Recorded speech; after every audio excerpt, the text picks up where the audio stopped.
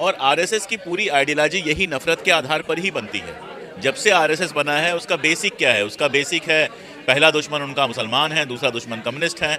इस तरह से उन्होंने दुश्मनों की सूची बनाई हुई है। तो नफरत की विचारधारा से ही जब सारे लोग ट्रेन होके आए हैं तो जाहिर था कि सत्ता में आने के बाद भी नफरत ही फैलाते हैं। प्रज्ञा ने कहा था गोडसे देशभक्त हैं, तो प्रधानमंत्री जी ने कहा मैं उनको कभी दिल से माफ नहीं कर पाऊंगा। पता नहीं माफ किया कि नहीं किया, लेकिन कुछ हुआ तो नहीं। वही प्रधानमंत्री जी ये भी तो कहते हैं कि कपड़े देखकर आप पहचान सकते हैं।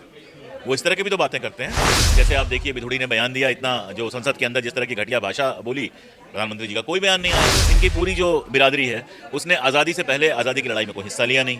दूसरा उसका नाम आया महात्मा गांधी की हत्या में। इसके हजार दाग हैं उनके ऊपर। तो अब अपने दाग छुपाने के लिए कि कोई उनसे सवाल न पूछ ले कि भाई तुम आज़ादी की लड़ाई में क्या कर रहे थे, जो आज़ादी की लड़ाई के हीरोज़ हैं, चाहे वो महात्मा गांधी हों, चाहे जवाहरलाल नेहरू हों, चाहे मौलाना आज़ाद हों, चाहे सरदार पटेल हों, ऐसे लोगों पे वो सवाल उठाते ताकि उनसे कोई सवाल न पूछ ले कि भाई आप क्या कर रहे थे। एक सच्चे देशभक्त को बार बार अपनी सरकार के खिलाफ होना पड़ता है, चाहे वो सरकार किसी की हो, किसी पार्टी की। अरे भाई मुसलमानों के कुछ भले का कर दीजिए तो वो तुष्टिकरण हो जाता है, और हिंदुओं के भले करिए तो हिंदू तुष्टिकरण नहीं होता है। तो मैं ये कह रहा हूँ, आपके चैनल पे कह रहा हूँ कि ये जो सरकार है वो हिंदू तुष्टिकरण कर रही है, और हिंदू ही नहीं अपर कास्ट तुष्टिकरण कर रही है। आरक्षण लगातार खत्म हो रहा है, दलितों के साथ अत्याचार बढ़ा है, महिलाओं के साथ अत्याचार बढ़ा है। तो ये तो सरकार ऐसी है जो पैसे वालों का और सवर्णों का तुष्टिकरण कर रही है। जब आप अपराधी का धर्म ढूंढना शुरू कर देते हैं, जम्मू में बच्ची के साथ बलात्कार हुआ, कठुआ में किसने जुलूस निकाला था? कौन से लोग थे जो बलात्कारी के पक्ष में जुलूस निकाल रहे थे? कौन से लोग थे जो लिंचर्स को माला पहना रहे थे? हमारे साथ लेखक अशोक कुमार पांडे जी हैं, इनसे हम बात करेंगे। सर, जिस तरह से 2014 के बाद भारत की बात चल रही थी, उसमें सबसे बड़ी चीज़ ये है कि जो हेट क्राइम्स हुए हैं, जो नफ़रत बढ़ी है, और उस नफ़रत को लेकर एक तरफ जब प्रधानमंत्री का हम बयान देखते हैं तो वो कहते हैं सबका साथ, सबका विकास, सबका विश्वास जीत रहे हैं, लेकिन दूसरी तरफ कुछ और ही नज़र आता है। इसके पीछे की क्या वजह आपको लगती है? इसके पीछे की वजह यह है कि 2014 में जो सत्ता आपके यहाँ आई है, भारत में जो 2014 में सत्ता अपने यहाँ आई है, उस सत्ता का जो वैचारिक स्रोत है वो क्या है? आरएसएस है। और आरएसएस की पूरी आइडियोलॉजी यही नफरत के आधार पर ही बनती है। जब से आरएसएस बना है उसका बेसिक क्या है? उसका बेसिक है पहला दुश्मन उनका मुसलमान है, दूसरा दुश्मन कम्युनिस्ट है। इस तरह से उन्होंने दुश्मनों की सूची बनाई हुई है। जब कोई संगठन बनता है तो दोस्तों की सूची बनाता है कि कौन कौन हमारे दोस्त होंगे। उन्होंने दुश्मनों की सूची बना के रखी हुई है। तो उनका जो एक हिंदू राष्ट्र का पूरा सपना है वो ऐसा सपना है जिसमें बाकियों के लिए जो असहमत हैं उनसे, उनके लिए कोई जगह नहीं है। न केवल मुसलमानों के लिए तो नहीं है जगह, कम्युनिस्टों के लिए भी जगह नहीं है, लेकिन उसके अलावा भी लिबरल फ्रेमवर्क में भी जो उनसे असहमत हैं, जो सेकुलरिज्म की बात करते हैं, उनके लिए जगह नहीं है।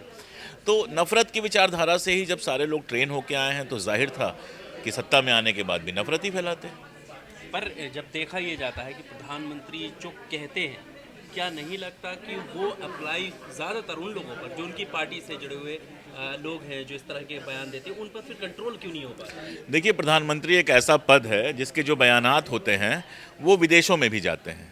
तो वो सिर्फ आपके लिए जब वो बोल रहे होते हैं तो सिर्फ आपके लिए नहीं बोल रहे होते हैं, वो बोल रहे होते हैं सारी दुनिया के लिए।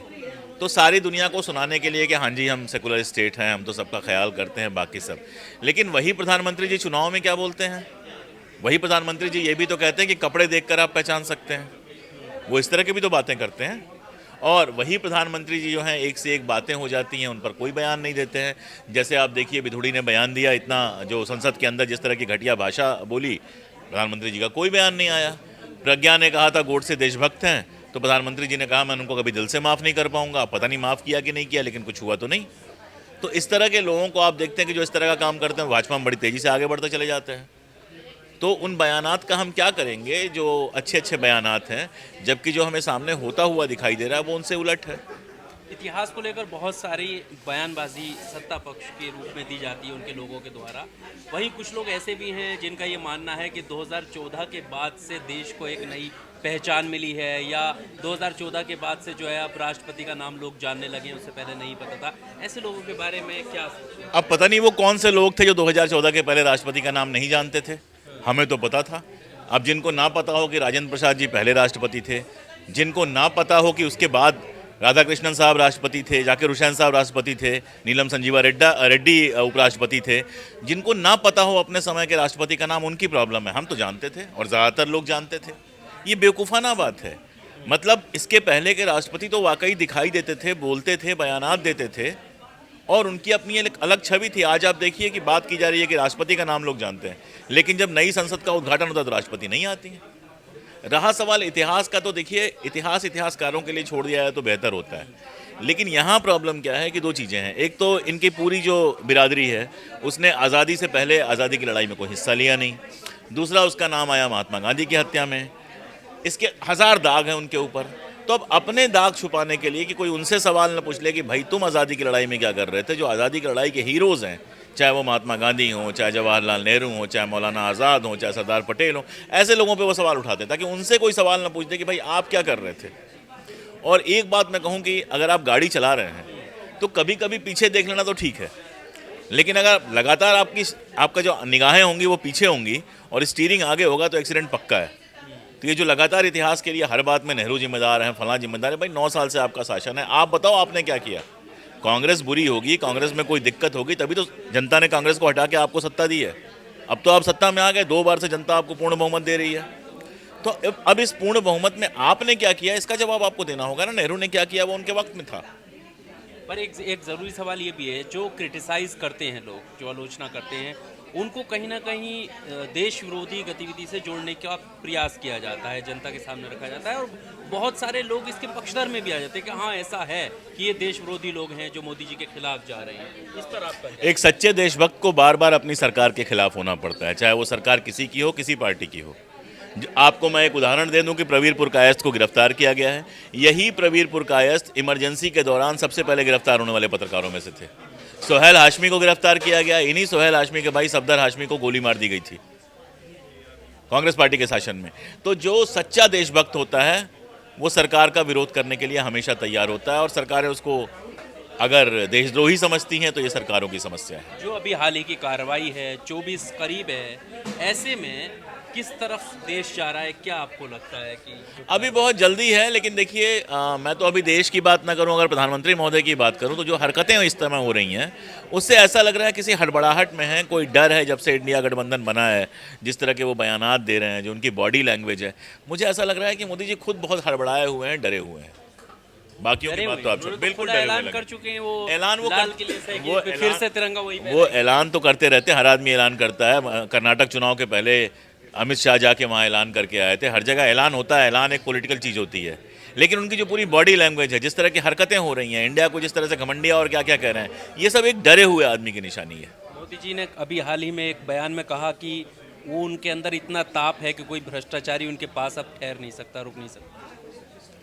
मुझे तो ऐसा लगता है कि शायद उनके पास इतना ताप है कि कोई भ्रष्टाचारी जो उसके बगल में आता है उसका भ्रष्टाचार भस्म हो जाता है। आप देखिए महाराष्ट्र में सरकार बनाई गई, जिनको कल तक करप्ट कहा था उनको बगल में बिठा लिया। जेडीएस को जो है वो पता नहीं क्या क्या कह रहे थे वहाँ पर कर्नाटका में, अब वो उनके साथ शामिल हो गई। जब तक कांग्रेस में थे हिमंता बिश्वा शर्मा, उनके ऊपर दुनिया भर के आरोप थे करप्शन के, बीजेपी में आए, साफ हो गए। देखिए ये सब बयान जो होते हैं ना, ओवर कॉन्फिडेंट जो बयान होते हैं, ये अपना जो फॉलोअर होता है, जिसको आजकल हम लोग चरण भक्त कहते हैं, चरण चंपक कहते हैं और क्या क्या कहते हैं, ये उनको खुश करने के लिए होता है। और चुनाव के दौरान दिए गए इन बयानों का कोई मतलब नहीं होता। मोदी जी वैसे भी बयान देते रहते हैं, उनका जो भी डायलॉग राइटर है वो बहुत अच्छा डायलॉग राइटर है। लेकिन असल में क्या है वो तो दुनिया देख रही है। एक आखिरी सवाल आपसे, जो तुष्टीकरण की बात होती है प्रधानमंत्री पर, मतलब जब से 14 से बाद से ये सरकार आई है, सेकंड टर्म कंप्लीट होने वाला है, आरोप लगते हैं कि बहुत ज़्यादा नफरत बढ़ी है। प्रधानमंत्री करें, कांग्रेस तुष्टीकरण की राजनीति कर रही है। उन्होंने अरे भाई मुसलमानों के कुछ भले का कर दीजिए तो वो तुष्टीकरण हो जाता है, और हिंदुओं के भले करिए तो हिंदू तुष्टीकरण नहीं होता है। तो मैं ये कह रहा हूँ, आपके चैनल पे कह रहा हूँ कि ये जो सरकार है वो हिंदू तुष्टीकरण कर रही है, और हिंदू ही नहीं अपर कास्ट तुष्टीकरण कर रही है। आरक्षण लगातार खत्म हो रहा है, दलितों के साथ अत्याचार बढ़ा है, महिलाओं के साथ अत्याचार बढ़ा है। तो ये तो सरकार ऐसी है जो पैसे वालों का और सवर्णों का तुष्टीकरण कर रही है। जिनकी आबादी 15% भी नहीं है, तो 85% लोगों की कीमत पर 15% लोगों का तुष्टीकरण चल रहा है। कन्हैया लाल का जिक्र करते हुए राजस्थान में, अरे कन्हैया लाल का जिक्र हुआ, कन्हैया लाल के कातिल को सजा हो गई। कन्हैया लाल को बाकायदा जितना मुआवजा मिलना था उतना मुआवजा मिला। वो गलत था तो उस पर कार्रवाई हुई। आप बताएं ना कि राजस्थान में अभी कुछ दिन पहले एक मुस्लिम लड़के को पीट पीट के मार डाला गया, उसकी बात क्यों नहीं करेंगे आप? पूरे देश में जो लिंचिंग की घटनाएं हुई हैं उस पर बात नहीं करेंगे, केवल एक घटना पे आप बात करेंगे। और उस समय तो आया था कि जो उनको मारने वाले थे कन्हैया लाल को, उनकी पार्टी के मेंबर थे, बाकायदा निकल के आया था। सवाल यह है कि कोई कन्हैया लाल किसी फिरोज को मार दे या कोई फिरोज किसी कन्हैया लाल को मार दे, दोनों अपराधी हैं। जो भी उनमें से एक अपराधी के पक्ष में जुलूस निकालता है और दूसरे अपराधी के सर पे चढ़ता है, वो कानून, संविधान और देश तीनों का दुश्मन है। भाई मान लीजिए किसी ने किसी का मर्डर कर दिया, जब आप कोर्ट में जाते हैं तो क्या फैसला ये देख के होता है कि मरने वाला फिरोज था कि मारने वाला फिरोज था? कन्हैया ने अगर फिरोज की हत्या की है तो कन्हैया के ऊपर 302 लगेगा, फिरोज ने कन्हैया की हत्या की है उसके ऊपर 302 लगेगा। यही ना कानून है, यही हमारा संविधान कहता है ना कि धर्म, जाति, जेंडर जो भी हो, अपराध करेगा तो अपराधी है। जब आप अपराधी का धर्म ढूंढना शुरू कर देते हैं, जम्मू में बच्ची के साथ बलात्कार हुआ, कठुआ में किसने जुलूस निकाला था? कौन से लोग थे जो बलात्कारी के पक्ष में जुलूस निकाल रहे थे? कौन से लोग थे जो लिंचर्स को माला पहना रहे थे? कन्हैया लाल को मुसलमान ने मारा, मुसलमानों की किसी जमात ने उनके पक्ष में कोई जुलूस निकाला? कांग्रेस ने, आरजेडी ने, किसी भी विपक्षी दल ने उन दो लोगों के समर्थन में जुलूस निकाला कि उन दोनों को सजा नहीं होनी चाहिए? मारे, गिरफ्तार हुए, जेल में गए, फांसी होनी होगी फांसी होगा, आजीवन कारावास होना होगा होना, जो कोर्ट करेगा वो करेगा। ये तो कानून है।